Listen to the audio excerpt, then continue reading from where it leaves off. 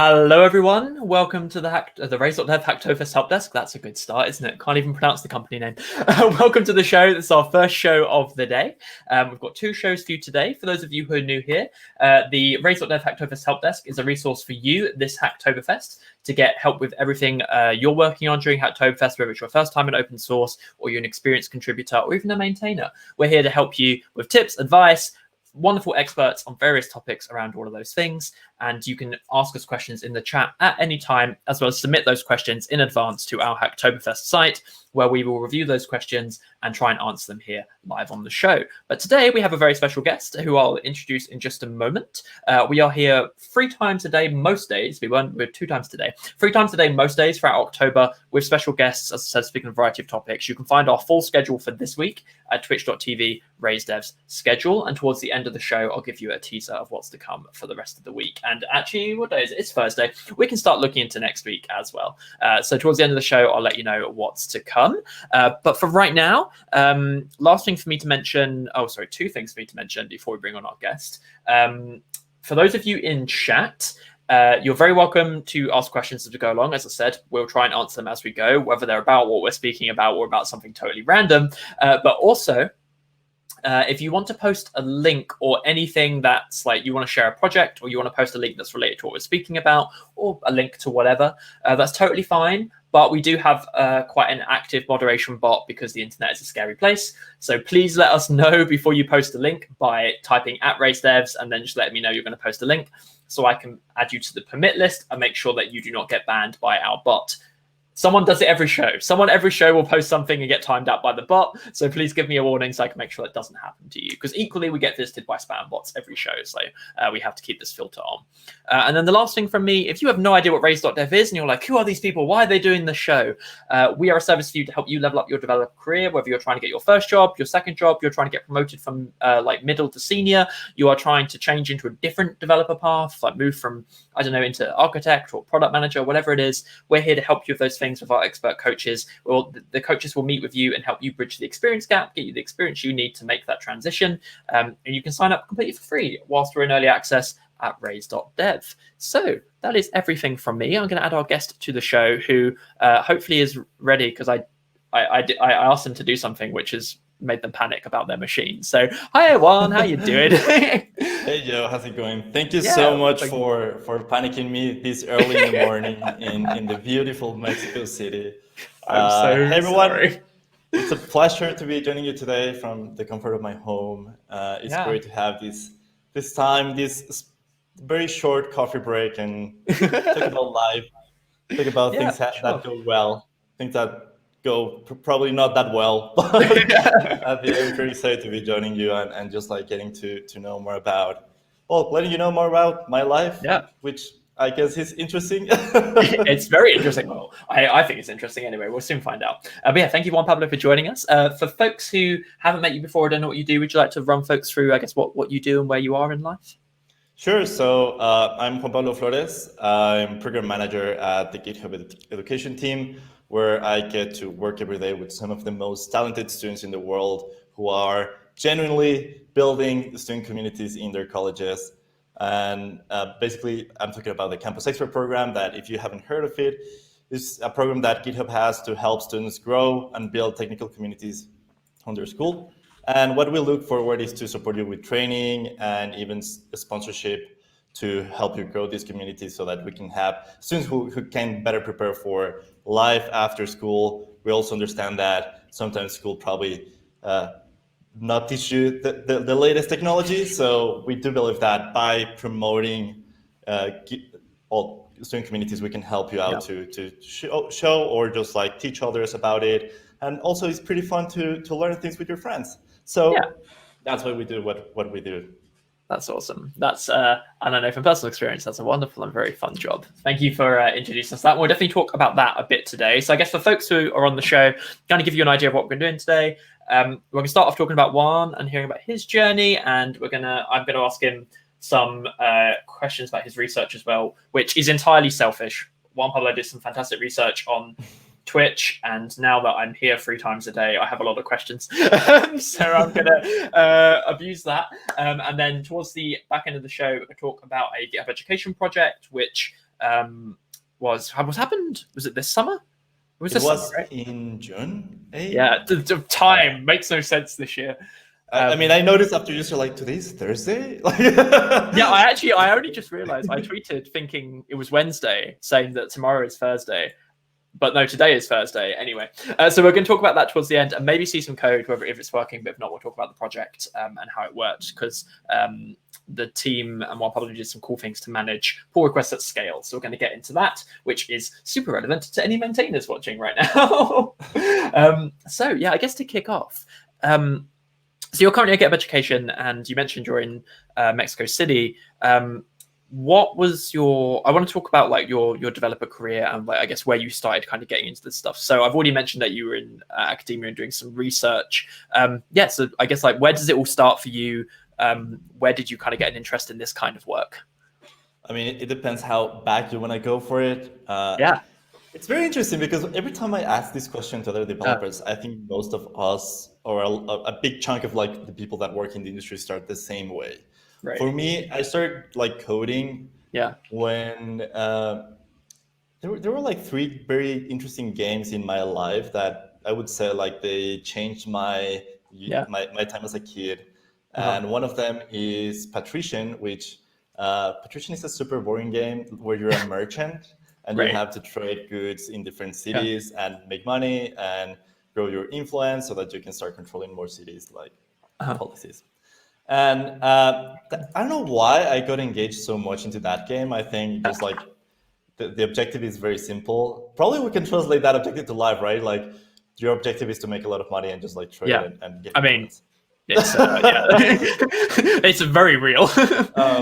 So something that I Yeah. didn't like, as anyone who starts like playing video games, I Yeah. wanted to hack the game in some way so Uh-huh. that I could have like unlimited money or that I Right. could grow my trade. So there was like this very old program that I hope people in chat know Yeah. called Cheat Engine. I Cheat don't know. Engine was this very old program that you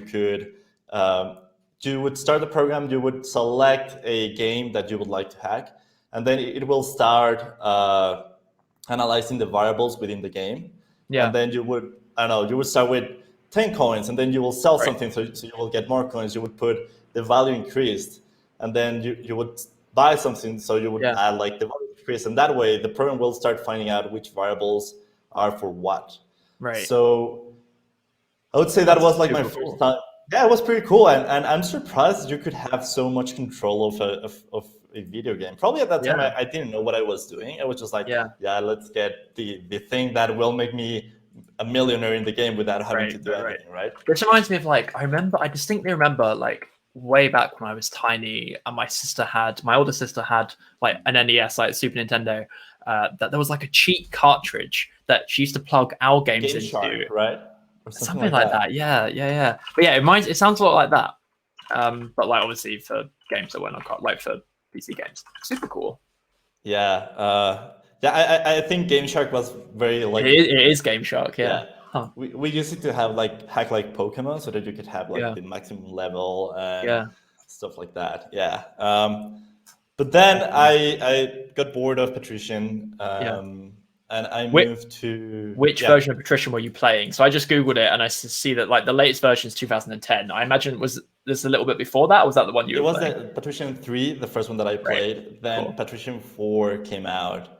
Right. And it was pretty cool because it had like these 3D graphics that at the time were like, wow, you can see the sea waves moving around and stuff like that. Game Cool. developers would understand the hype. Yeah, absolutely. Afterwards, I started playing RuneScape and MapleStory.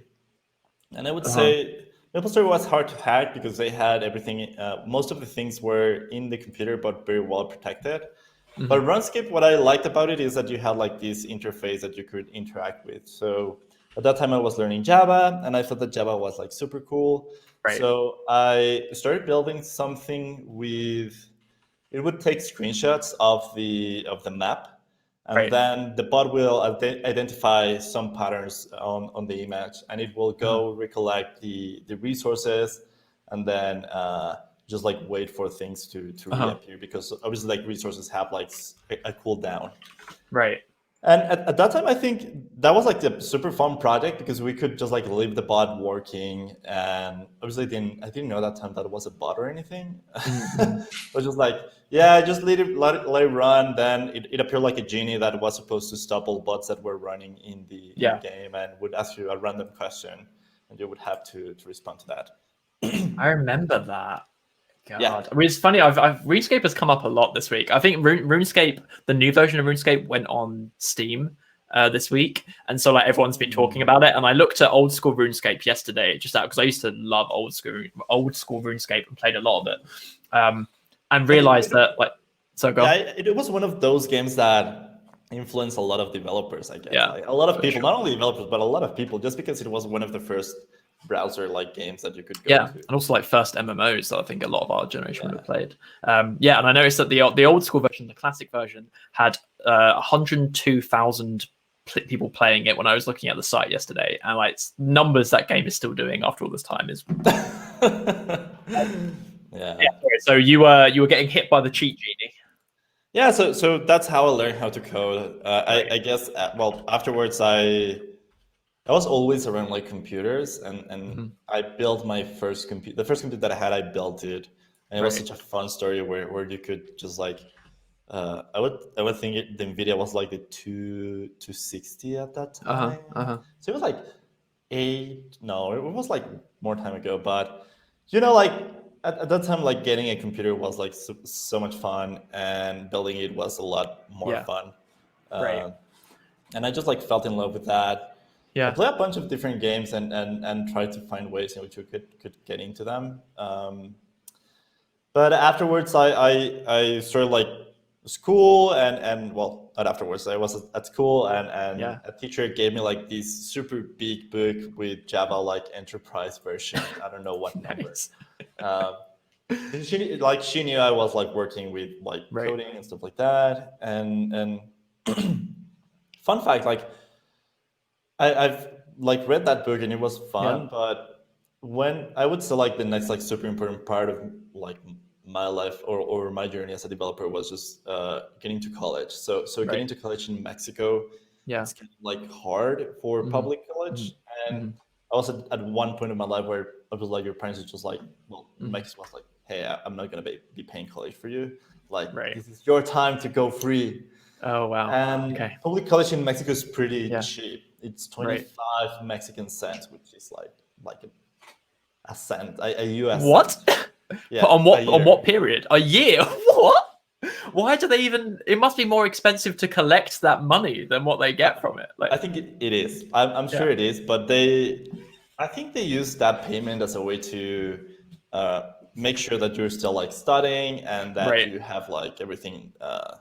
Like just to make sure that you update your data as well. Yeah. What's kind of my Joe? You're a ghost. Yeah, I'm blurring. There we go. Awesome. That's fascinating. Okay. Yeah. So but getting into college, so it's one of the top universities in the country, and getting there was like you need to prepare for a year, and you need to study like a bunch of different books. Yeah. And this is UNAM, right? UNAM, yeah. Cool. UNAM is also one of the biggest. I think it's one of the biggest universities in LATAM. So I was very lucky that I got into college in my first try. Normally you take like twice or 2 or 3 tries to get in. But the problem is that I didn't know what I wanted to do when I got in. So it was like, I want to be a computer engineer. I want to be like computer science. I want to be like electronics. What is like the thing, right? I chose computer engineer just because most of my family were engineers. And after I get into college, oh, by the way, before I used to organize video game tournaments. I forgot about that. Oh, nice. So when I was in high school, I organized video game tournaments. I think at that time, LOL was starting to become like a thing. And that's how I learned about how to manage sponsors. I would just like go through different events and be like, cool. Yeah. Hey, I have like this cool thing happening in my college. Do you want to join us? And that was very successful. It's weird because I think at that time, most people would be scared about like dealing with sponsorship, just like Yeah, getting for sure. I rejected remember when from I first had to do sponsors. it for like the first time a sponsor like asked me for a formal agreement when I was a student and trying to get them to sponsor a hackathon. I was just like, sorry, like what? I'm like 18. Why are you asking me to sign paperwork? Please go away. Like, Like, why don't you just like give me the money? yeah. And I actually remember the first hackathon I ever organized, I just didn't want to deal with it. So I actually, the way I set it up was like the sponsors paid our suppliers directly. So like we booked food. Basically, we didn't sell sponsor packages. We were like, hey, you're going to pay for lunch. And here is the person we're buying lunch from. You two talk to each other and leave me out of it. Bye. Like I was that like absolutely not going to deal with it. I mean, that's a great solution when you Mhm. have absolutely no idea about how sponsorship works. Yeah, exactly. Exactly.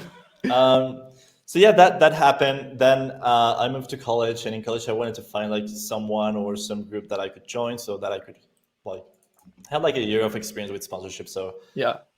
sound like a fun idea to keep Yeah. going on that. Right. I found like the Student Society of Computer Engineers, Yeah. and after like I organized another video game tournament, it went.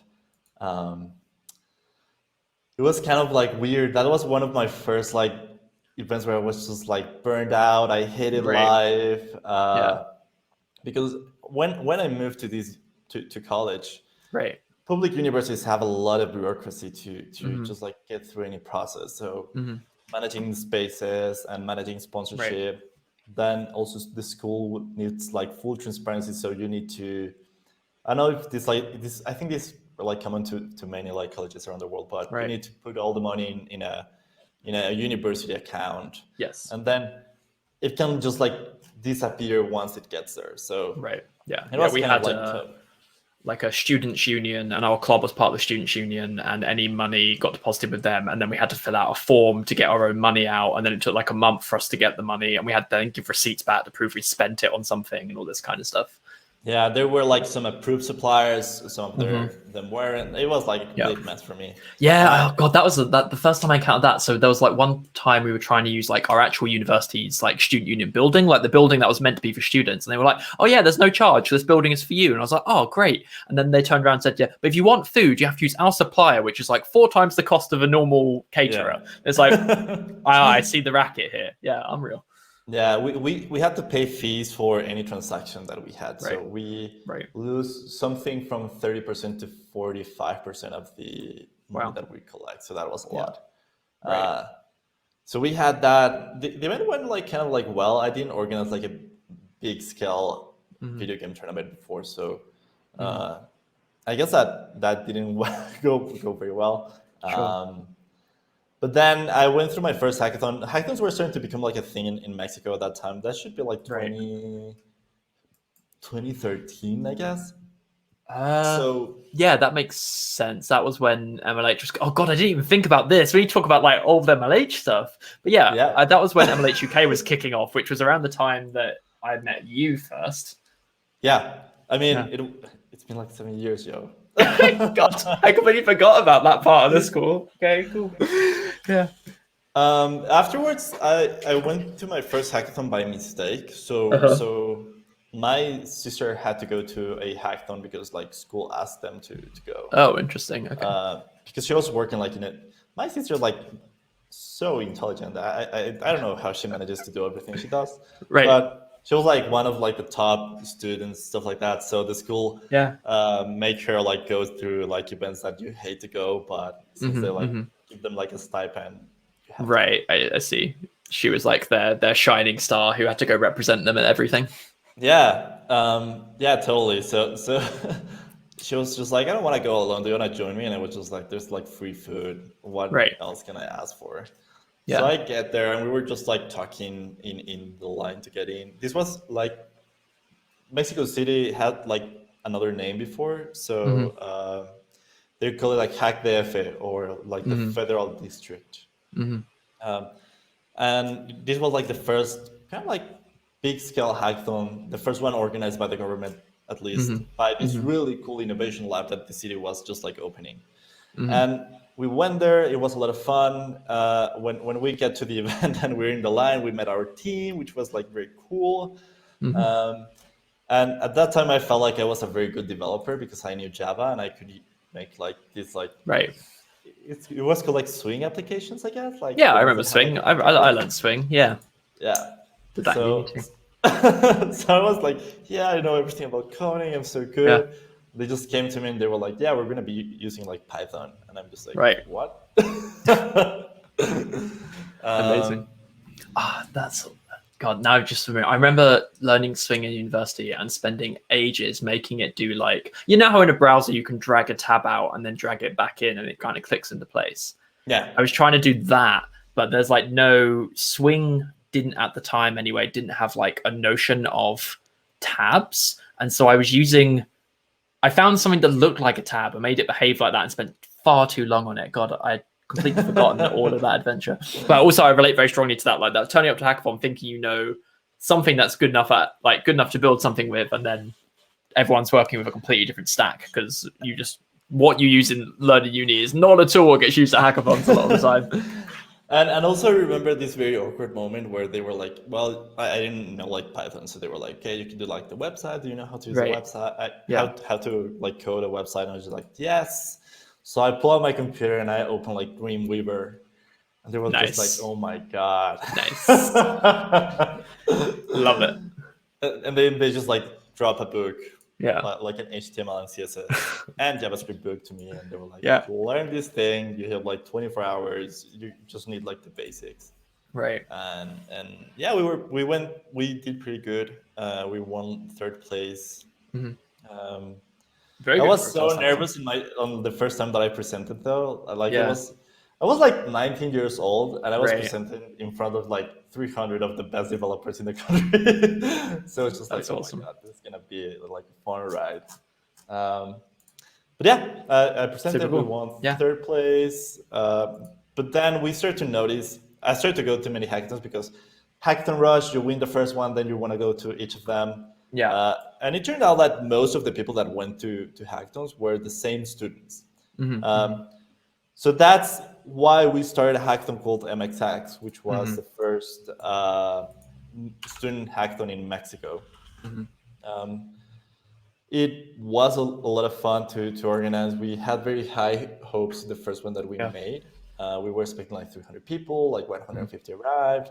Mm-hmm. But it was a great experiment just to make sure that this was something that the students wanted to attend, right? Yeah. Yeah. And I think the developer community at that time was very small, so Yeah. we kind of like knew each other, and it was very easy for us to just like to reach out to anyone and see if they wanted to Right. speak or be part of Mm-hmm. the event. And then after we organized the first MXX, it was like we started to talk with John and Swift for the Mm-hmm. first MXX because Yeah. we met a guy called Eme who was a friend of John in a Right. meetup. Yeah. We're just like, hey, this is super cool. We met Yeah. them in like a Google I/O or something like Yeah. that. Yeah. For folks who don't know, so John and Swift that Juan mentioned are the founders of Major League Hacking, which is a student hackathon group. We've had a bunch of Major League Hacking folks on the show, so anyone watching this who hasn't heard of them, I would be surprised. But you can go back and see our past. There's a stream with them from a couple of Fridays ago. Sorry, go ahead. Yeah, so we got introduced. We organized the first hackathon. It was a lot of fun, Yeah. and then we were just like, after the hackathon happens, we start getting reached out by other students, and they were like, "Hey, we're gonna do the same thing in our college," and we were like, "Hey, this can be like a good idea to follow up." So we started organizing the Mexican League of Hackathons. Fun fact, it's MLH as well, huh? Yes. Yeah. It's so funny how parallel the stories are. So I said something earlier that was like when Juan mentioned 2013, it's around the same time as UK. Meanwhile, in the UK, there's like a group of people who are the same group of students going to non-student hackathons who decide, hey, let's hold our first student hackathon. Then we're also introduced to John and Swift and then made Premier League Hacking, the UK League of Hackathons at the exact same time. Yeah, so funny. Also, I remember your original logo was really good. Like the original The like one Mexican with League. Yeah. oh, I took like a whole day. I used to make Yeah. everything with the Yeah. Mexican League, so I made like Yeah. stickers and I made the website and everything. Yeah. I was learning like Photoshop and Illustrator at that time, so I hope I had the design of that sticker. It was so. I actually good. think I still have that sticker in my sticker box. I remember getting it at the first MLH offsite, and I think I still have it. Yeah, I mean, it was that year took a whole day, and I had Yeah. absolute zero design skills. So I'm surprised with the result. Yeah. But yeah, we started like helping other students. We started to Yeah. get like some sponsors, and then John and Suf were like, "Hey, why don't you just like run MLH in Mexico?" And I was just like, Hmm. "Yeah, let's do it." And Yeah. that's how we opened the Mexican branch of MLH. Hmm. Hmm. And I think I was there like for a year and a half. It was a lot of fun. I met you, I met Nick, I met like the whole Hmm. MLH team. Yeah. And I guess we grew a lot of like the hackathon ecosystem in Mexico. I don't want to say like we were the ones who drive the hackathon ecosystem, Yeah. but we Yeah. did help a lot of like people who wanted to do it, just like getting them the guides and everything to how to organize one.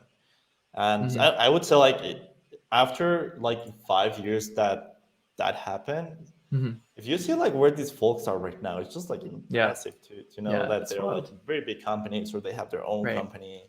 Yeah. So it has been like very cool to see how people have moved around Yeah. in the industry. Yeah, for sure. I think that was like, 'cause it came up, I guess, like yesterday, Wilhelm, who I think was on the show. He's not in the chat anymore, but he was lurking around earlier. Who I don't know. I think you must know Wilhelm. You would have met Wilhelm through GitHub, I'm sure, if not before. But yeah, like he was like when he told his developer story, it was like he was going to like, run the UCL hackathon and got into a lot of MLH stuff. And like now he's running his own software business based on like a thing he made at a hackathon. It's just it's super cool how it all comes out. Yeah. Yeah, the good old Will.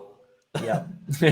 But yeah, I mean, afterwards we started to grow the ecosystem. Then I was just like, hey, I need to finish college. Right. So I left MLH to go back Hmm. to school. Hmm.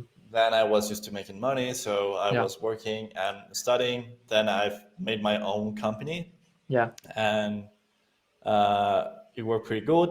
Hmm. So I started to stop like college again, and I was just like, Yeah. no, not again. I need to finish this. Yeah. I Yeah. committed myself into finishing college, and not so Yeah. much like for the degree, but just like to have some kind of like safety net in case Sure. everything Sure. went wrong. You could just Yeah. like be like, hey, I have like a degree I have a that piece of could help paper, me. if nothing Yeah. else. Yeah. Yeah. Yeah. Yeah. For sure. So I finished college. Well, it was not so long ago. I finished college like Right. last year. But I mean, that was you. It was. Do you finish your masters? No, I finished my Undergrad last like year? But undergrad. it was Yeah, it was a 4-year degree, right, in Mexico? Mexico is 5 years. 5 year. Okay, that's why I thought it was a master's. Yeah, I remember it being really long. Yeah, it's pretty long, and it was so funny because I still organized MXX. We tried, so I tried to pass a beta once, didn't work out pretty good, so I took it again, and the last one that we organized, it is so funny because it's like a 5 year event, right? Like it's been Yeah. around for a while, Yeah. and we made the hackathon as a way that my university could collect funds for labs and stuff like that, because Yeah. like public universities suck in terms of like funding and Right. getting Right. new Right. equipment. Yeah. And we donated in the last 2 hackathons that we organized, we donated something like 4 computer labs to the university. That's Which awesome. was like, that's so cool. I want my name in that lab. And they were like, Yeah. no. Oh, that's a shame. That would have been super cool. A lab named after you. Yeah, but yeah, I think afterwards, Cool. I don't know which moment, I think like 3 years ago, I Yeah. started working with research as well. Yeah. Which is the tangent I was going to take us off into. So I'm glad you got us there. Yeah, I was forgetting about that. Yeah. So I got into research just by luck. I helped Cool. one organizer to have like the first woman only hackathon in the country, and she was an amazing researcher. So she invited me to work with her. She was working with HCI in West Virginia. And That's human computer interaction for folks who haven't encountered HCI. Yeah, sorry about that. No, it's all good. So we have we hit a new acronym every show. When sometimes I know what they mean, most time I don't. Sorry, go on. Yeah, so she was a HCI researcher. So we started working with a lot of like really cool universities though. Yeah. I worked in a paper with Stanford where they Yeah. were understanding crowdsourcing. So it was a Right. paper, a crowdsourced paper about crowdsourcing. Nice. I don't know how that worked though, but we did get like the number of authors in that paper is just like ridiculous. Is this is Damo? Yeah, yeah. Cool. I'm just going to So, drop your Google Scholar in here. There we go. oh my God, getting exposed there. Yeah, but I mean that paper's been cited by like 36 people. That's like a pretty big paper. Yeah, I mean it was a very big paper, and afterwards I got like invited to go to Carnegie Mellon and work in papers around Twitch and Yeah. how we could use, like at that time Twitch was recently acquired by Amazon. When it was moving from Justin TV or whatever it was to Yeah, exactly. And we wanted to understand how the dynamics worked, right? Yeah. And my job was like I did like Twitch at that time, and I did watch a lot of like a couple of streams, but we didn't understand like how people organized, and it's very funny, right? Because we made several clusters of like streams depending on their sizes, Right. and just like we were the first one to understand how people talk in chat. So when is the point where you can talk to anyone and be like, hey Matt, how's it going? Hey, and recognizing everyone in your community, and then it gets to a point where it becomes like, hey chat, how's it going? Yeah. So understanding all of those dynamics was pretty fun and pretty interesting for us to That's I wonder when the whole like calling chat thing came from, like when that started, because that's a very Twitch thing, like actually saying like the whole like treating chat as one like entity and talking to it is like such a such a Twitch specific thing. Fascinating. Okay, cool. Yeah, I mean it has a lot to do with it gets to a point where you're gonna like manage individuals and you need to manage them as a group. In our research, we kind of like found out that when you start having more than 25 to 32 people in chat, like actively chatting, it just like becomes too much for the streamer. And I mean, you're leaving that, but being a streamer is such a energy requirement, like has a very high energy requirement, right? Yeah, so, like we have like 5 people we mess in chat now, and if all 5 of them were speaking, I would be unable to keep track of what they were saying, and that's like not many people. Like, well, very grateful you're here. Thank you for joining us. But yeah, totally. You can write in chat and we can call out your name. Right. Yeah, exactly. There's enough people there right now where like, I can directly address everyone who is here, which like would totally become unfeasible. NH Carrigan says, I can talk more if you want. You've been wonderful, NH Carrigan. Thank you for talking along with our RuneScape and Cheat Engine and Game Shark conversation. Sorry. So it says like on the abstract you looked like 12 million messages, which is like. Yeah, we had to build something I called. Oh, do you want to start going through code? Yeah, let's do it. Have you got it? I'd love to see that. I think it was called Piercy. Well, let me go to my GitHub account. Yeah. No, Piercy was a hackathon project. Let me see if I still have that code, because we built a multi-threaded. We built on top of like something that someone else already had. So we had 2 different code sections. Well, 2 different like bots. Oh, Twitch chatbot scraper? Yeah, Twitch chatbot scraper and the chat logger as well. Oh, cool. Yeah, they're your pinned projects. Oh, really? That's awkward. Yeah, so cool. I don't remember much about this, but it was one of the first times that. Do you want me to share my screen? Yeah, go for it. Yeah. Okay. Well, they're written in Python. Cool, that makes sense. Let me put this aside so that I don't show myself. It's all good. Share screen. Oh, come on. You'll get there. Let me just close this. Okay, let's try it again. Oh no, your browser has blocked the screen. We tested this before and everything. Okay, let me try it again. I'll get it. If not, I can throw it up on mine, I think. what is this? Sharing indicator? No, no, no. I'll try. No. I can throw it up on mine and you can walk me through it. That might be easier. Let me see if I can find it. What? Okay. Yeah, let's go for it. If Cool. you want to Okay. go for Yeah, let's do that. Saves you having to go for the permissions dance. There we go. So this is the scraper, and then there's also the logger. So the logger is the one that's forked, right? Where do you want to start? we can go through the chatbot scraper. Cool. Or the scraper. Yeah. Yeah. I think this was one of the first like big projects that I worked on. Right. I hope I remember well though. Yeah, this one open. So Twitch had like a problem at that time where they needed to. You had like a limit of chats where you could connect to at the same time. And what we wanted to do was we selected 150 channels that fit within our clustering system. To depending on the size of the audience, so that we can analyze like the conversations they were having.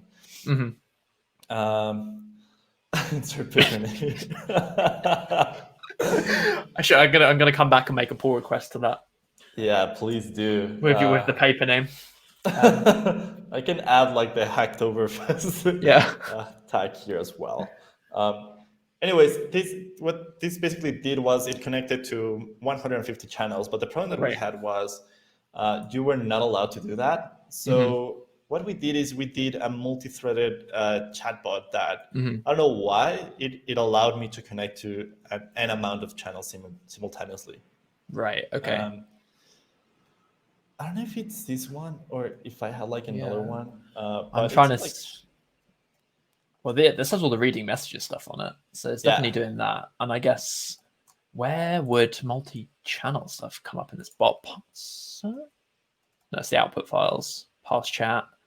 This is nice though. Like, yeah, that's nice. Yeah, I took my time to. It was supposed to become like an open source project or for researchers.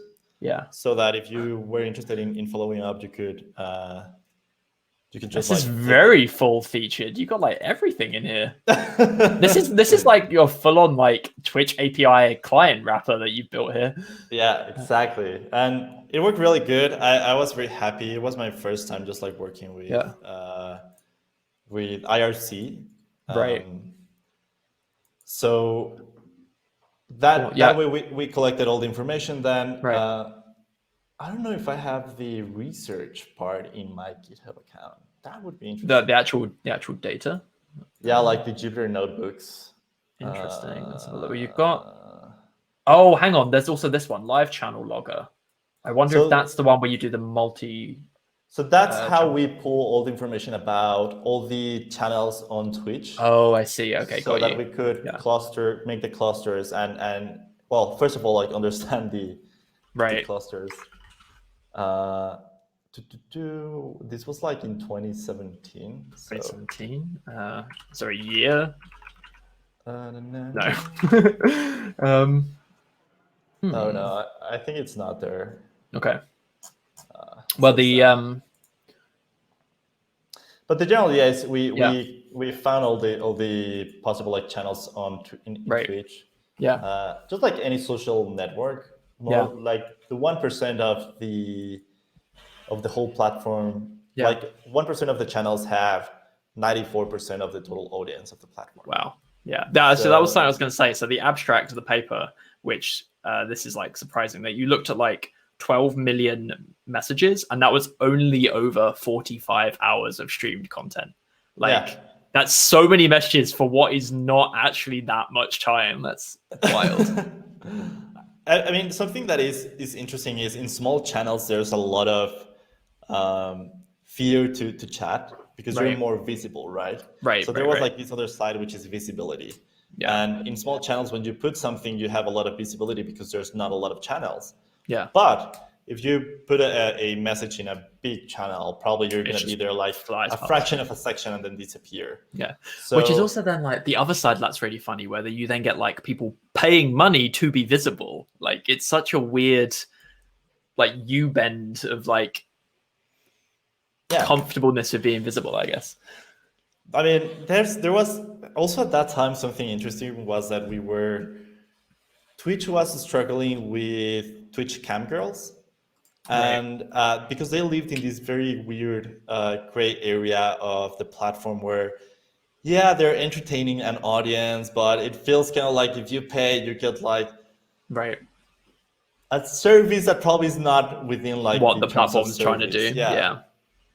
And live, like other streamers who were in the platform for a very long time, they were pretty mad at that because they were struggling to make like to get donations or get Hmm. subscribers, Hmm. and this like other part of the platform was making Yeah. like thousands of dollars. Yeah.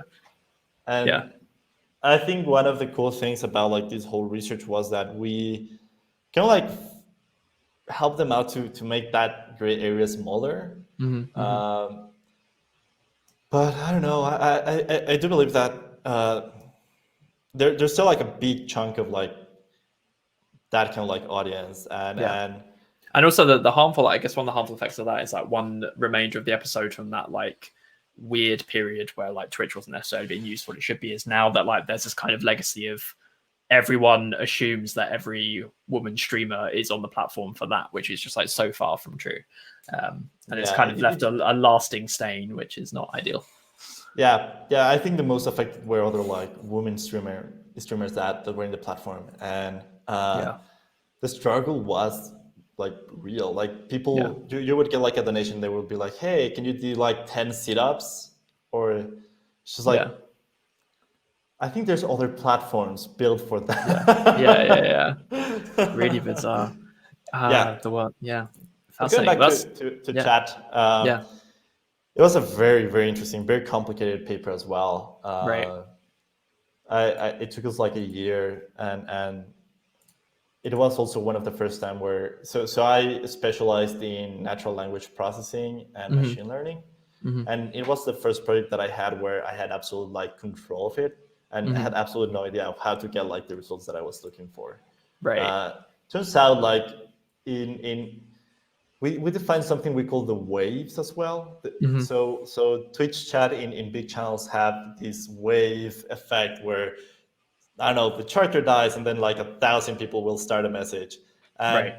it seems like people followed each other. So you would write like, Right. hey, that was super funny. And the other one would be like, okay, someone validated that this is something I can write. So they would be like, Yeah. yeah, you suck, or yeah, you did pretty well there. Yeah. So we analyze like these different like behaviors within chat. And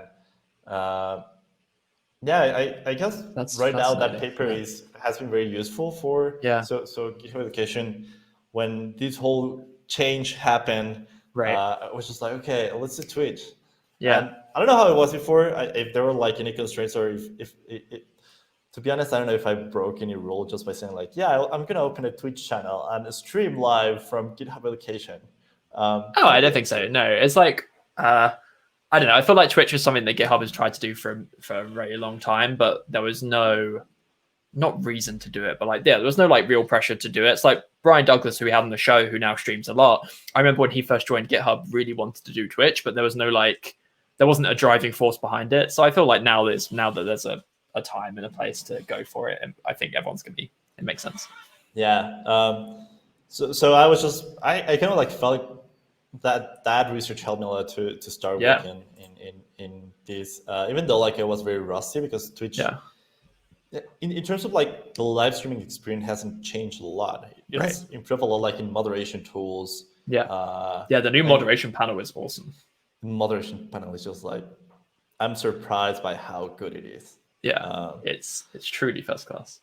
Hugs to all the moderators in Twitch for the amazing work they do. Yeah, and also hearts to like community moderators in general. I actually just realized Matt got banned 40 minutes ago. Sorry, Matt, I completely missed that. If you have ever had to moderate any chat room, whether it be like Slack or Discord, like Discord is like best in class for like chat tool moderation, and it sucks compared to this Twitch moderator. Like, it's so good. It's talking about amazing. Discord. Very interesting how they have moved to community. Yes. What? It's It's my favorite thing. Literally, I I have this whole thing about, and I'm very sorry to anyone in this. We're going off in community tangent now, but we're going to do it because I'm very into it. I have this whole thing about like, if you're running a community on Slack, you are basically broadcasting to your audience that you do not care if they get harassed, because there is no way for an individual in Slack to protect themselves. There's no way as a moderator to protect people, because Slack's policy is people who use Slack should have HR departments, and so they don't need moderation. And so I've always been really into Discord, because Discord was for games, and games has some weird communities, so it has really great moderation. But no one would use Discord because it used to have all these gamer memes baked into it, and so it made everyone really uncomfortable. And so when they announced that they were dropping the gamer branding, I honestly was like, I messaged like 50 people being like, now is the time, move to Discord, move to Discord. It was so good. I mean, I'm reviewing right now, like Discord. I know it has been a long talk that we had for Campus Experts. And there's literally an issue in Campus Experts that says like, we don't want to move to Discord because of the weird gamer branding, like from 3 years ago. Like, I think it was like the gaming branding and the thread thing that threading is the big one. Yeah, it's still not resolved, but I do believe that the benefits that they're doing and the way they're managing online communities feels much more natural than a Slack. Slack has moved more towards like enterprise, which is good. I mean, I'm not saying like Slack sucks or anything, but I think for community building, Slack has left that like niche aside and focus on what actually brings them money, which is and then they know their audience, to be fair. Like I'll find some tweets, but like they very publicly say on their Twitter when people ask them about this that like we are trying to make the best tool for enterprises, and that's why we don't care about this. And like they straight up will tweet and say like, here we go, I'll bring up this tweet. Oh no, sorry, this is not a tweet, this is a news article about these tweets. But this, like, they have straight up said in public that like they don't care. Here we go. Like maybe an admin can help. There you go. We're focused on building Slack for work teams where blocking members does not make sense. Because like that's totally true. If you like, can you imagine blocking one of your colleagues, like someone you're paid to work with, and you're like, nah, not feeling it, just gonna block them. Like, let's remove him from the channel. Yeah, exactly. Yeah, it doesn't make sense. So on the one hand, I kind of respect that they have this laser focus for their product. On the other hand, like, I am, again, to be a little bit too strong on it, maybe I'm disappointed that people aren't taking that hint and building their communities somewhere that's built for them. Yeah, but I don't know. I think they do a great job at like the enterprise side of business. But yeah, I think I do believe that Discord is doing some great changes, and I'll be exploring more about how they can, if it's like a viable source for the future. Yeah, for sure. Actually, Kushdol's in chat just said that Discord already has message permalinks, so there's hope for Discord catching up to Slack. That, funnily enough, talking about that GitHub thread, we were just talking about that issue thread, that was the big reason I didn't want to use Discord at the time, because Discord only recently added message permalinks, and I was really concerned that without message permalinks, it would be impossible to keep track of good information and be really hard to moderate. So yes, they do have those now, but there is like multiple years of me whining about them not having that on Twitter rather. But fascinating. And I think the bot integrations are awesome. They have some really cool things there already. So it feels like a great place for a community. We were talking with Grace Lee, I think it is, the founder of Design Buddies, which is a community that was born during the pandemic about like design stuff in general. And her community is growing like super fast. She has like 3,000 designers. That's awesome. Even like the Discord team is at her Discord server. Wow. So this reminds me, I saw a tweet from Liam Sauter, who's a developer advocate at Amazon and used to work at Unity. He runs a Discord for game developers. And he just tweeted this today, which is wild. This is the new insights feature they just added. But basically this shows, basically this year, their Discord like doubled in size. To 20k, with just under 20k members for like game development in their game dev Discord. Wow, it's really taken off. Yeah. Wow. And like this is like an audience where like game devs were probably in Discord anyway, because that's what happened a lot. But like I don't think like this timing around April 2020, like, I mean, that's probably COVID related for one, but like also there is definitely, I think there's probably a part of this jump that is to do with Discord doing that rebranding and like going more mainstream for sure. It's like too coincidental. Something that is fun as well is how we're moving off topic a lot though, but this is what the show is about.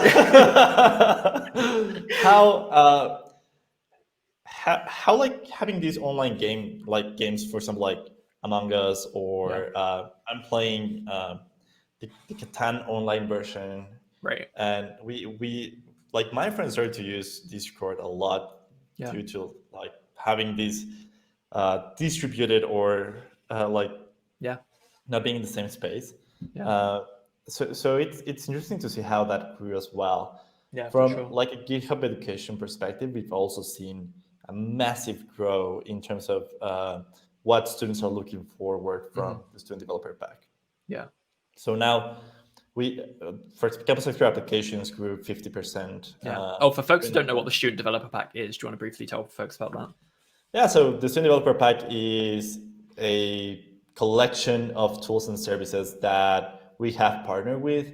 And the whole idea is to bring students these tools for free so that they can learn how to use them without running into the barrier of having to pay a fee or introducing your credit card. That we know that a lot of students probably don't have a credit card when they're trying to learn how to code. So the whole idea is that you can get experience in these new languages or experience in these new services and tools without having to run into payments. Most of them offer free 1-year subscriptions. So if I would say, for example, like Frontend Masters is like amazing, and you have like a free subscription there to learn any from any of their courses. So and one year of free access to their courses is like a lot of time. That's a lot, and that's a lot of money as well. The value of the pack is like $200,000 if you it got real silly. And there's like more to come. So So that's like the interesting thing is we noticed like a 50% increase in at least in Campus Expert, which is the one that I manage. So students are looking for ways to learn on their own, and I think this has put the schools in a lot of stress as well. Just like students are concerned, like, hey, I'm not getting the things that I should learn from school right now. I need to get them from someone else. Other ways to get Which is also particularly funny for Campus Experts. For like the program is literally called like Campus Experts, and now's the time where you can't do things on your campus, and now the program's more in demand. It's kind of the the Campus Expert program without a campus. the campusless experts.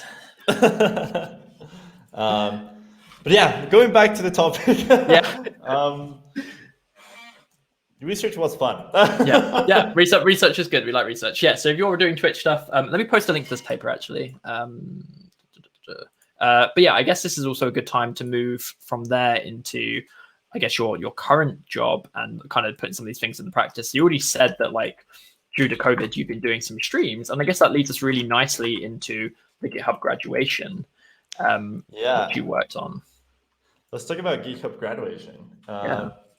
That was like a very cool project, and it served as a way for us to experiment with something that I wanted to do is how can we move from the average form into something that the students could do through GitHub, right? And we have already these really cool different files and formats where you can submit like data with code. And the whole idea behind GitHub graduation was, first of all, helping students to like close that cycle.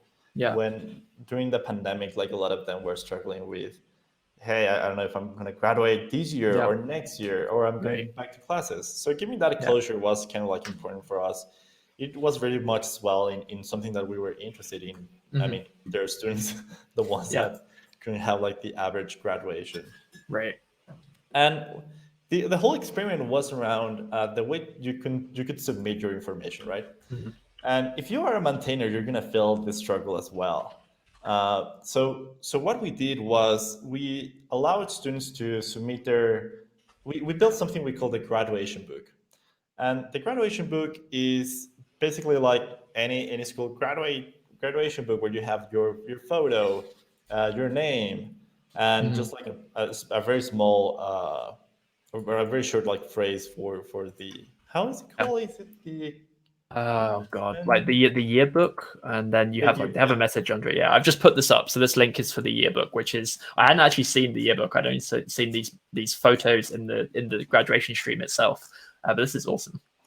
Yeah, so let me see if I can share my screen now. Sure. Come on, gods Oh, of the live thank you, sharing. NH Carrigan, for that bit. Cheers, much appreciated.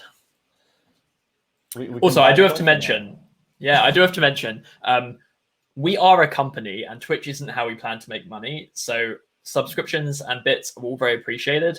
But we will probably find some way to use our Twitch revenue if that ends up becoming a thing for some charitable cause or something at Yeah, some point. We're talking about it. We haven't decided what yet. But unfortunately, you can't have the nice things of affiliate like transcoding, which makes Twitch watchable in Africa and India without also having the monetization features. So we will find a good way to use any subscriptions and donations that we get. But it's very much appreciated. Thank you. you should donate that to a great cause. Yeah. Well, Or we've got buy a while Joe until we can coffee. withdraw it. Yeah. We can't even withdraw it until we get to $100. We've got a while until we can donate it. Cool. So can you like put my, Yeah, there you go. okay, cool. We made it. Wicked. So GitHub graduation was this like very crazy project that we had. When we started GitHub graduation, we were expecting like 300 students would be interested in it, just because we have never done something like this before, Right. right? Yeah. So we partnered with Dev so that you could get extra like perks if you posted up if you made a post in Dev about Right. a project that you felt proud about. Mhm. We had Vanessa giving like a commencement speech and everything. The cool part, or well, the coolest part, because there's a Yeah. lot of cool parts, is the yearbook. Yeah. So we made it possible for students to 2,600. add themselves Right. to the yearbook, where Yeah. they would submit a photo, Right. their GitHub username, their name, from which school they were graduating, and just like a very small or short phrase about that they wanted to add to the yearbook. Hmm. And this started as a very good idea. And Yeah. let me get to the repo. Awesome. So when we started, we only had like this section, and we told them about like the years, which is like if you write a dev post, we can highlight your project and give more visibility to it. By the way, Right. students have so many cool projects. I'm surprised Yeah. like how good they are. And then we tell them how to join. So basically, you need to create a folder with in the data folder, you create your another folder with your username, Yeah. and add a photo, and Yeah. you just like copy paste This is a these. very familiar process to me. Is this inspired by the GitHub Campus Expert site? That was inspired. Yeah, that was Yeah, that's inspiration. cool. We just try to make it to work it at a mass scale. Yeah, yeah. Obviously, there's like 100, 200 Campus Experts. This is 2,000 students. But yeah. So what students had to do was just like to open a pull request, which Right. at that time we believed it was like a barrier. Right. We know that opening a pull request for most, or for, well, we thought that for most students was like the most advanced knowledge that you could have about Git and GitHub, because it's Right. like what you would see like at the end of any Git and GitHub Yeah. course, right? Or Yeah. class. And when we started this, we opened this we opened this repository. We started to accept submissions, and I went to sleep that night with Yeah. 100 pull requests, and I was just like, "Hey, this is going great. I'm gonna go to sleep." Yeah. And then we woke up to the next morning, Yeah. and there were like 1,000 pull requests open. Oh my god. And first of all, I was very happy because this was being very successful. But at the same Right. time, As I now have to review those. you need to review those, and also we never expected that students would have so much interest in something Right. like this, right? Right. The problem that we started to notice, and this is more like a maintainer, like, I don't know how to say, but probably some maintainers might feel the same way. The students start to be like very intense about like, I know what you mean. why is my pull request not being merged already? And I was just like, it's difficult to set expectations around like how the like, hey, you've done the pull request, everything is fine. It just takes us some time to get to it. And in that meantime, it's not like you don't have to do anything else. Nothing is wrong. You just have to wait, right? And that was something. Like, we're not ignoring you. We are trying to find a way in which we can make this scalable. Right. Yeah. And the challenge here was that we could automate it as a lot of this process. As we didn't see it would scale this, it would get this big. We didn't. So you didn't have those automations ready on launch. But I was thinking about like building a tool on my own. And if you go to the, also very cool to use the README for updates. It was very useful. That's really nice. If you go through the total of pull requests, we had 4,354 pull requests in something around like 2 to 3 weeks. Yeah. So it's wild. And there's some open. Sorry for those. This is kind of like a fun thing about GitHub scale. It's like no matter what you do at GitHub, no matter what it is or how like niche the audience is, just by the nature of the fact it's GitHub, it will have like a lot of users. I mean, that's like the cool thing about the platform. To be honest. So in terms of like in something like 1 to, I say we opened this for 3 weeks. So receiving 4,000 pull requests in 3 weeks is a massive amount of pull requests. And it started to become hard when we, so one of the challenges we had was in the yearbook, since this is hosted on a github.com website, we need to make sure that the yearbook images did not break any like sort of like code of conduct. So we had to manually review the images, which was like in reality that was what took us a lot of time to review. Just making sure that, and also the messages as well, right? Yeah, the messages as well. Luckily enough, we didn't have. I think we just like banned 2 to 3 people out of 4,000 pull requests. That message there breaks my heart. I would tell my kids this is the graduation we got.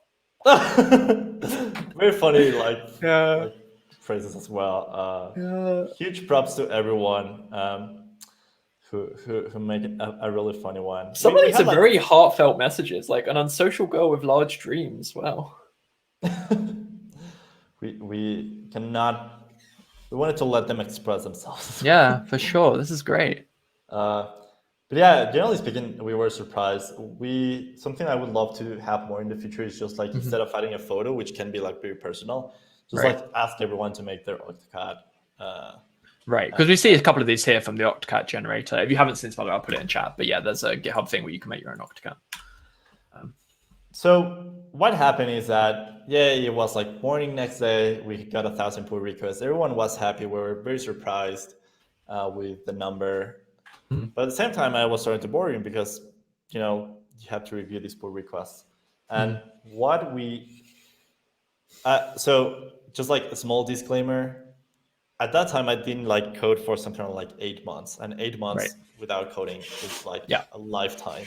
Yeah. Which is something that like we've touched on a little bit with people kind of in similar roles to yours, like this program manager role, that like there are career paths that are developer adjacent that you get to use the tech skills you have and you're still like, you still use code, you still talk about code, but like your job isn't writing code. It becomes a tool that you can use in your toolkit to solve problems, but it's not the only tool you have and isn't the only tool you use every day. I can totally see how you'd go 8 months without writing code in that role. So when you write code as a program manager, you're probably just like patching something that is broken. And it's like you're just trying to make everything work as quick as possible. And the times when you have to write code, just because every other option that's quicker, you've run out of. And now you're like, okay, now I need to there's the only way for this is to code it. Here we go. I think that there's like this very, very like beautiful dance wherein you need to build new things for the programs. You need to optimize the program and you need to patch things. So you need to know how to dance between like these 3 different like activities so that you can have like a working or kind of like working program.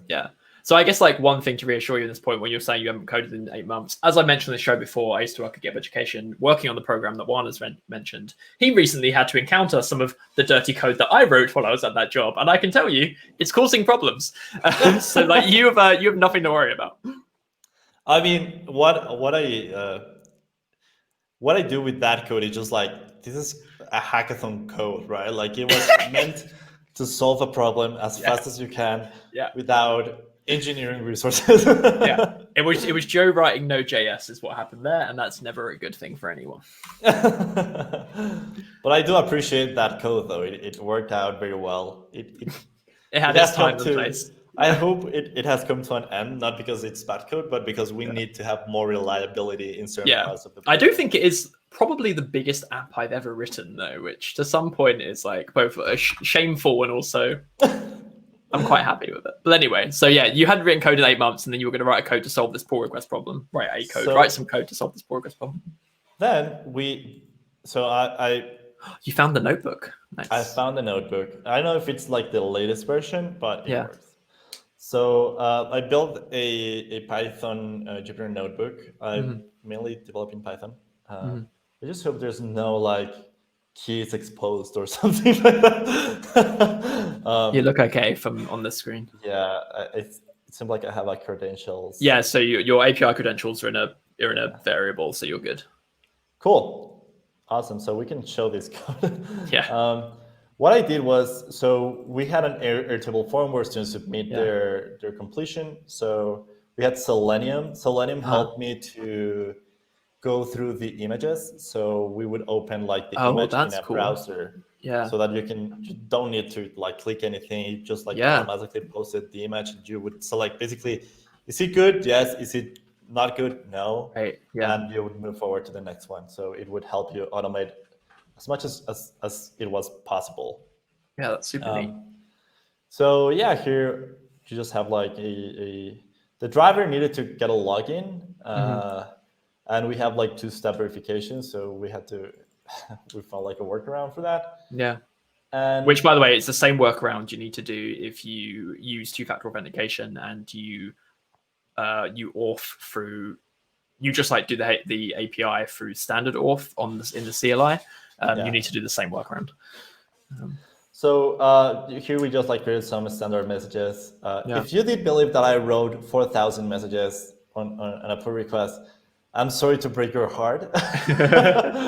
These weren't artisanal, handcrafted Juan Pablo messages. Yeah. So basically, we created this class called Octo Reviewer. Right. I think the latest one is the Minimal Octo Reviewer. Yeah. Right. Minimal Octo Reviewer. Yeah. So we would get all the information from Airtable and just like go through each of the pull requests by number. Something interesting about GitHub that I didn't know at that time is that issues and pull requests share the ID.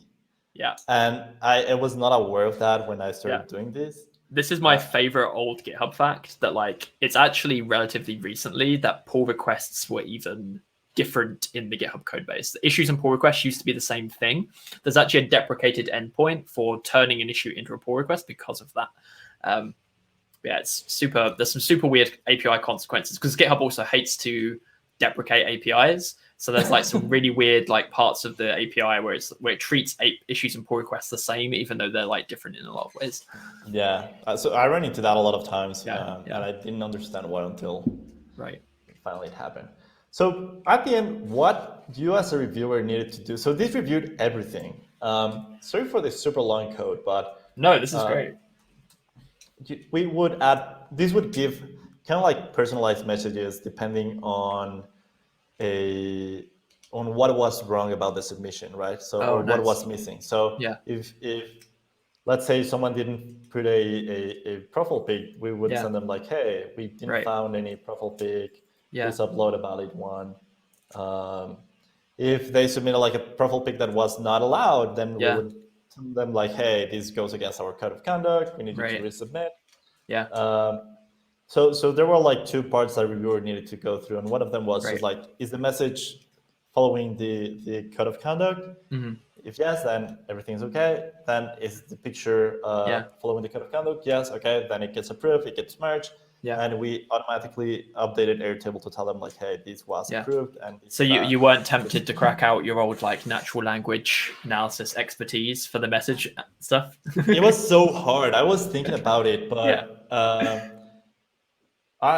since we had people from so many different contexts, Right, the language, could probably not all English as well. Yeah.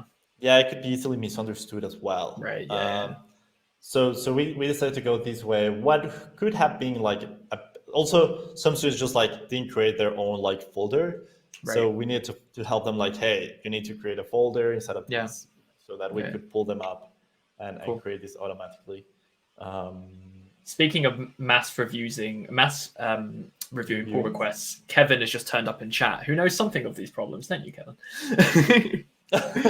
Matt's also said Airtable dead. What's wrong with Airtable? Airtable's great. So for those of you who haven't encountered Airtable, imagine like Excel meets database with a really nice API. So it's like such a fantastic tool to if you need to build like a quick scrappy application and you want a tool that will be your database, but also let you really easily make like admin panels and that kind of stuff from in the same tool. Airtable is ideal. It's so good. So we broke Airtable globally last year. That I can imagine. Airtable does have some very low API limits. It's good for hacking. It's good for small apps. It's not necessarily good for Hacktoberfest scale. Yeah, I can definitely see that. Yeah, one of the problems we ran into with the graduation reviewer tool was we hit the limits very fast. Yeah. So, and that's also what's funny about that as well is I haven't looked at them for a while, but I believe it's still true. Kevin, if you're still in chat, you could probably confirm this is true or not. The official Airtable API wrappers don't have anything built in to help you with rate limiting. So there's like still a lot of, if you want to rate limit against the API, you basically have to build all that yourself, which is like not super nice from a when the rates are so low in the product. They should really bake that in. Yeah. And so we had 2 to 3 reviewers for that, and if you see this super dark section, oh, that was that nice. Contribution wrap, you have 1,747 contributions. It's so fun. That reminds me so much of Canvas. Like so much of this process is very similar to Canvas Experts as well, which is really funny. Like I had the same thing when we first opened Canvas Experts in summer 2007. Well, the pull request based one, where like you could see it on my GitHub graph where it suddenly just went like dark green for that summer. It's so funny. But yeah, that's a super cool tool. So I guess like as we kind of discussed, there's like a bunch of applications of this kind of thing to all kinds of people, like maintainers and that kind of stuff. But obviously, this is very application specific because like not every pull request has like a message and a photo that needs reviewing. Like, are there any common components of that or like kind of automations from this you'd recommend for like maintainers in general? Yes. Thank you for the avatar. So just like small parentheses, I'm so happy with it. It's a way I like working. I really like illustrations, so it's my first time like working with illustrators, and I really look forward to have more illustrations in the future and helping some like Latino illustrators during the pandemic, just like by that's awesome. Getting some work from them. And to be honest, I'm so happy with it. It's not like they do me a favor. I do them like I just want to help them out and be there and stuff like that. That's super cool. Going back to recommendations, there's a lot of recommendations. The first one is don't underestimate the power of a newsletter. I think one of the reasons why it grew so much is because we added the graduation ceremony in the GitHub Education newsletter, and we got like 1,000 like people from there, I'm sure. Second of all, and Matt will know this as well, swag does not scale. Yes. And shipping is expensive. Yeah. So something that we will do in the future is just like limit swag. Unfortunately, we would love to keep it like open for everyone, but I do believe that it wasn't a barrier as much as a barrier to put a pull request with your name and with your like information. So we might we will limit it to like 300 packages probably in the future or something like that. What has just happened? We've got 38 people suddenly. Who's raiding? Oh, Pixelogic Dev is raiding us. Thank you, Pixelogic Dev. Anyway, sorry. Yeah, so I guess that's also like we kind of see that in Hacktoberfest, and like we're at a point now where people are talking more about swag and shipping swag around in the context of, like climate change and global warming. And like, so one thing Hacktoberfest does this year is you can have a tree instead of a shirt. So I think we're going to see a lot more of those kind of options where there's like alternatives to getting a physical item in the mail. Yeah. Yeah, I agree. It's super expensive, not only as a company, but also in like CO2. My other recommendation would be we should have used GitHub Actions to review all the PRs, so that we could give if we could give students faster reviews by GitHub Actions, just like telling them what they were missing instead of building this tool myself. We could have a better experience, not only for us but also for the students. I don't remember the name of this tool though. Image Optimizer it is, which is like a tool for optimizing images that get submitted through a pull request. I don't remember the name though, but that's it's really cool. Image something. So it automatically optimizes the images so that they don't use a lot of space. Right. Using that would have been great as well. Yeah. And I think those two would be my main like recommendations for the next iteration. We also are looking forward to planning it with more time ahead so that we can make sure that we are taking enough time to review the pull requests better, giving better feedback for students, and just making like a guide for students about how they can create a pull request, so that it's not only like a like very exclusive event where if you already know about GitHub, you need to be around in like a particular time. And yeah. But I guess I guess some context in this that like is for most people they probably got, but like we touched on a little bit. This was very much a reaction to like suddenly everyone's graduations being cancelled in short notice because of COVID. So like you turned this around very quick considering. Yeah. Yeah, it was kind of like a very extreme. We did thought about it like with 3 months of advance in advance, but we didn't have it like very like tangible until like a month and a half before.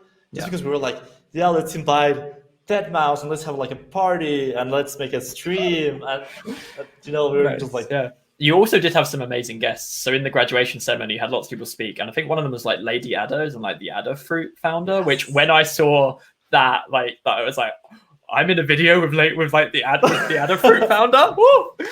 Yeah, that was super cool. So cool to have like developers from all over the world joining, and they did understand like the context and why we were doing this. They were super excited to join us. We also had like we provide them with a guide on how to record themselves, what to say, what not to say, and which was very useful. Yeah, I mean, I think that's like huge props to the production team that we had for that. They did a perfect job. I think that video, the message to the graduates video, is amazing. I did post that in chat earlier. Let me bump that again.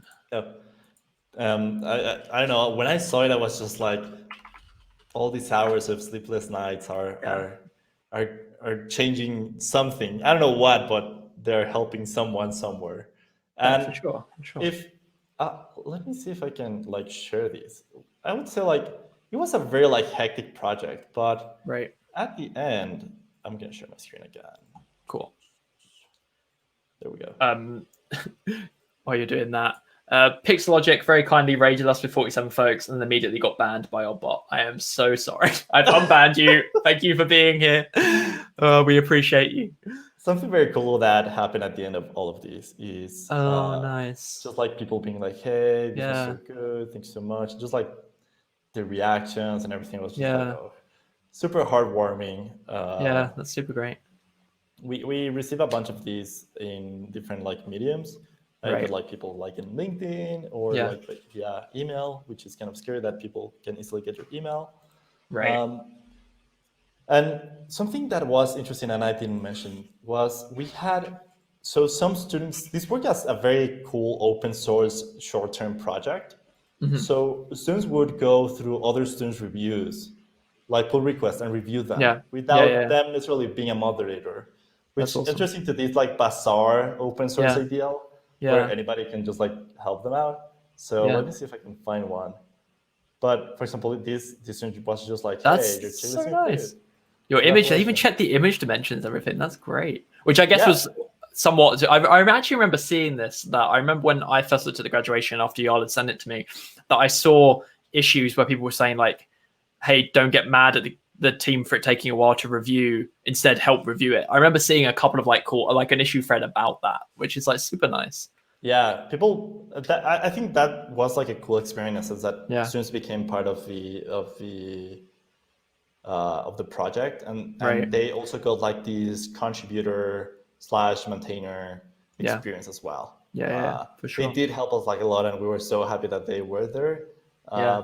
And they also like moderate themselves, which is Right. super interesting. Just like students being like, Yeah. "Hey, don't worry, we'll," like they were part of the project. They were Yeah. all Yeah. in. Yeah. Like, we will review your pull request. Don't worry, we will. I was just like, thank you so Which much. is a great potential structure to actually like formalize next year. Like, and I saw in that issue you showed of the people saying thanks, it made me laugh that like the comments are like, we're looking forward to next year, and I imagine the team were like sweating when they saw that. Now the Yeah. pressure is on.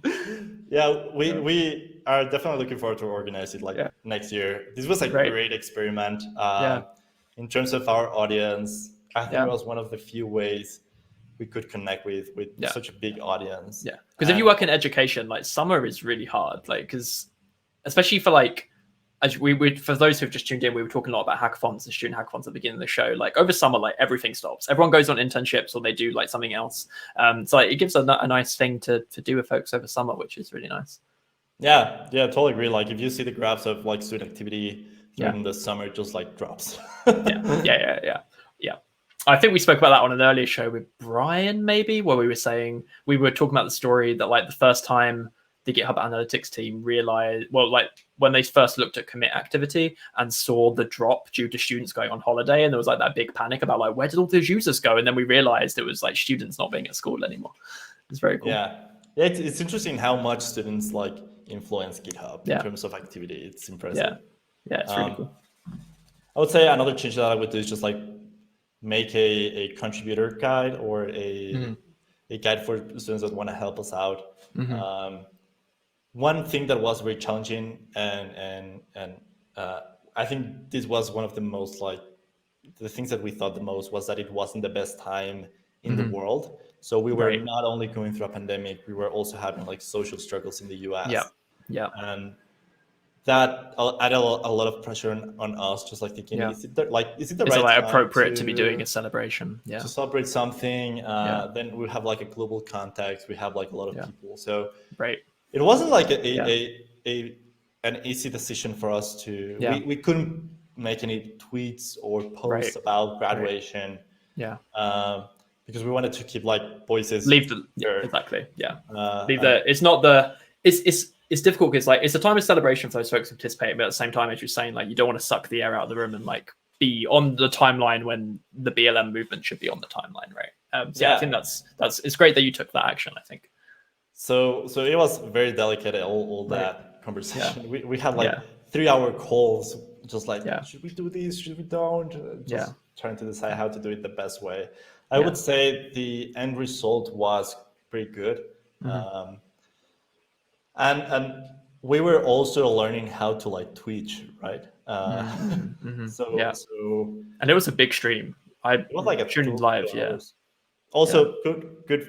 Another thing is that we had like a bot. Well, not a bot, like a script that made the whole presentation for the long like part of like the yearbook.